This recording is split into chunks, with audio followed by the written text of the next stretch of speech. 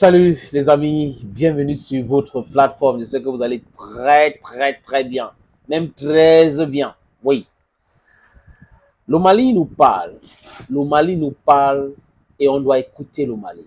Le Burkina Faso nous parle, on doit, s'il vous plaît les amis, écouter les Burkinabés. Le Niger nous parle, on doit écouter les Nigériens. Le message qui vient de ce pays-là, c'est un message de l'unité, c'est un message de cohésion, c'est un message de economic revival. We need to listen to them. We need to follow in their footsteps because it's only that way that we will acquire our sovereignty, economic sovereignty. We're talking about economy, finance, and everything that is going to allow us to go to the process of having our total economic independence. And it's important for us to have it in our lifetime.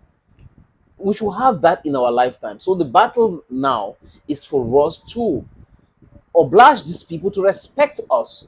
They have to respect us.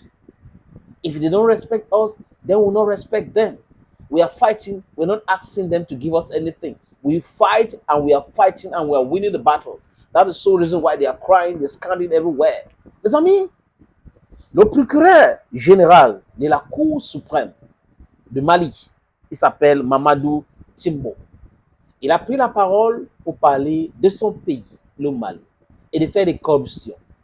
Est-ce que vous savez que près de 80 milliards de francs CFA ont été détournés en 2023, 2021, qu'est-ce que je dis? C'est 2021 plutôt les amis.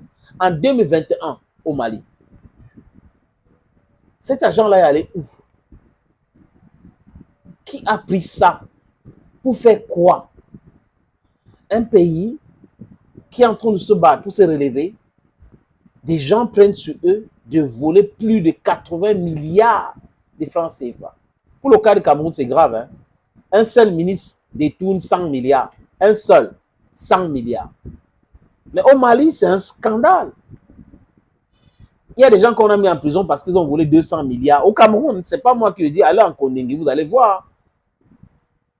C'est terrible. Mais un gouvernement qui a fait 42 ans au pouvoir, vous pensez que ce gouvernement peut prêcher quoi? Regardez l'état piteux des routes au Cameroun, l'état piteux des hôpitaux, des infrastructures au Cameroun. C'est parce qu'on a des gens qui sont dans l'inertie totale. Au Mali, on est en train de travailler. Le procureur dit, et au Cameroun, je n'ai jamais vu un procureur qui se lève pour pouvoir faire cette déclaration. Alors que si on dénonce, le procureur doit prendre acte et convoquer ces gens-là pour essayer d'enquêter. Et il est embastillé, il est obligé de rembourser. Bon, bref, au Mali, M. Mamadou Timbo a fait son travail. Et il dit que le montant là, ce n'est pas définitif. Ça va peut-être augmenter. Parce qu'il faut entamer le procès contre ce détourneur de fonds publics. On nous parle de 15 personnalités déjà inculpées. Et parmi ces personnalités, il y a 11 ministres. Vous voyez pourquoi je vous dis que plus de 99% des politiciens dans nos pays sont des corrompus. C'est des jouisseurs. C'est des gens qui pensent à eux, eux seuls et leur famille. C'est des gens qui pensent à leurs privilèges, des voyages en jet privé et autres. Le peuple ne leur dit rien. La souffrance du peuple, ce n'est rien. Ben, le peuple peut souffrir. Ça va changer quoi? Ça ne change rien. Voilà comment ils réfléchissent. Et quand on dit, on les pointe du doigt, arrêtez, stoppez cela, oh, on n'est pas des patriotes. Les patriotes, aux yeux de ces détourneurs de fonds publics, c'est ceux qui soutiennent leur forfaiture. Si vous êtes contre tout ce qui pose comme acte, ils vous considèrent comme des ennemis de la patrie. Donc la patrie, c'est eux. Des voyous, des brigands, des voleurs considèrent que voler, c'est un acte patriotique. Détourner l'argent, c'est un acte patriotique. Être riche de façon illicite, c'est un acte patriotique. Et ceux qui dénoncent ne sont pas des patriotes. Bref, les amis, au Mali, c'est tout autre chose. Le procureur explique comment les gars sont arrivés à ce niveau-là. Il parle de l'utilisation de faux. Il parle de l'atteinte aux biens publics. Il parle de la corruption. La corruption. Il parle du blanchiment des capitaux. Je vous ai parlé de Barrick Gold, qui est une société canadienne qui a pratiqué ce blanchiment d'argent.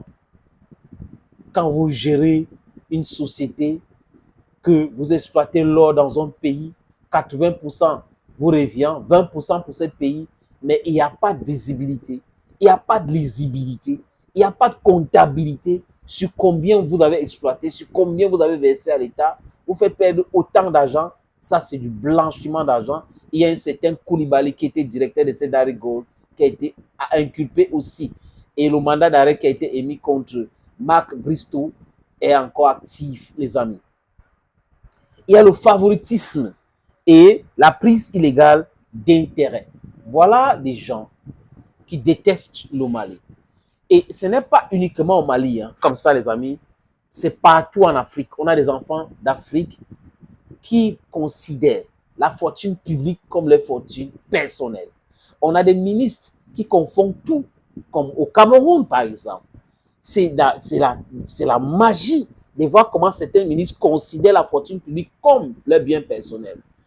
Comment certains ministres considèrent les lois comme quelque chose qu'on peut chiffonner quand ça les concerne et qu'on doit appliquer quand ça concerne le bas peuple. C'est ces choses-là que Assimi Goïta et la justice malienne est en train de travailler contre. Et les amis, nous devrons les féliciter pour ce travail. Thank you, friends, and bye-bye.